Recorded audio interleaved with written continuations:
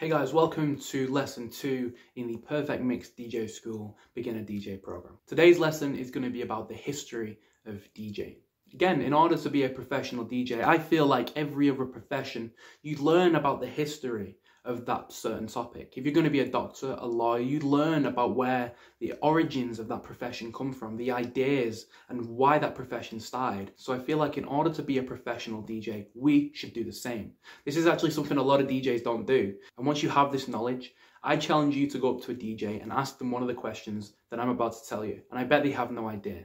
And I do believe that it's important to understand the culture and the ideas of why DJing started, because once you kind of bring those cultures and those ideas into your own sets and you bring them into your own career, it's actually going to help you progress a lot quicker, and it's going to help you understand exactly what people want. So live DJing actually started in the 1940s. It started on turntables, i.e. record players, and the main genre of music that was getting played was hip hop. In the 1950s, American DJs would play something called platter parties, and the idea was very similar to today's parties. It was to get people dancing, to get people enjoying themselves to the music that was popular to that time. In the late 1950s, sound systems were developed in Kingston, Jamaica. These sound systems were developed so that DJs could control the music to a large party, so that they can control the music to people listening. These DJs would talk over the music in a boastful voice, trying to get the people enjoying themselves, trying to get the energy high, trying to get people to party, similar to what an MC would do these days. This was known as something called boasting. And a boaster would talk over the music in a very rhythmic fashion in order to get people dancing. Now quickly this became very profitable because people could actually sell tickets to these parties. There was a DJ live playing music, getting people dancing, getting energy high, and people wanting to have fun. So what did people start doing? Well, they started selling tickets, they started selling alcohol, food, and that is where it started to become an event. You could actually attend these things, you could book these things, you could look forward to these things happening on the weekend, and it became profitable to be a DJ, and it became profitable to be part of this DJ scene. And of course, where there is money involved, there is always competition. It became who could throw the best party. Different people started doing different parties in different places, all trying to outdo each other, all trying to have the best party. And back then also, it was always about who had the hottest records, who had the best new music, who had the music that nobody else had. And in the 1960s, we saw the emergence of professional DJ equipment to allow people to play music in nightclubs. Nightclubs began to become very popular.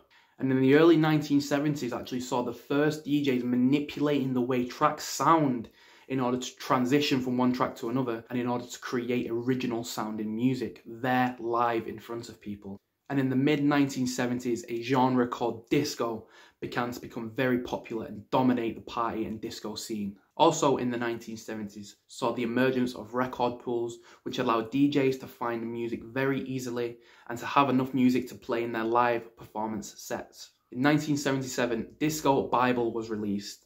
This was the biggest record pool of the era. And this record pool actually labelled tracks depending on their BPM, so that DJs could pick tracks that fit the BPM that they would play, so that they could transition from each track smoothly by never stopping the rhythm of the tracks. The idea is that you always stick around the same sort of BPM, and this is so that the rhythm on the dance floor never stops. The way people are dancing, they never have to change it up, they can continue dancing the same way, and you do this by getting tracks that are the same BPM and playing them together.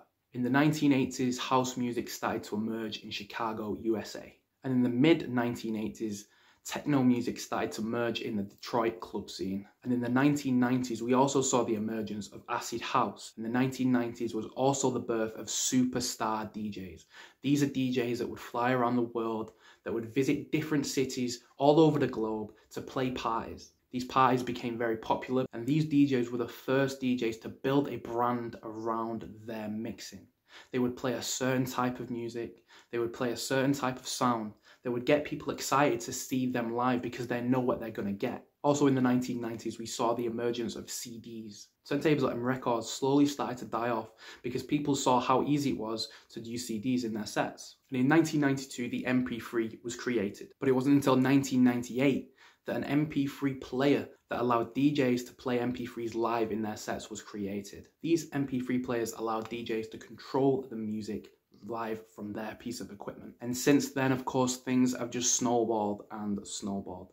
Pioneer have emerged as the leading brand in the DJ scene. Playing MP3s on a USB stick to this day is still the most popular way of performing music 20 years after it was introduced. Of course, more recently, we've actually seen the emergence of streaming music onto some pieces of DJ equipment. For me, that is the next step in the evolution of DJing.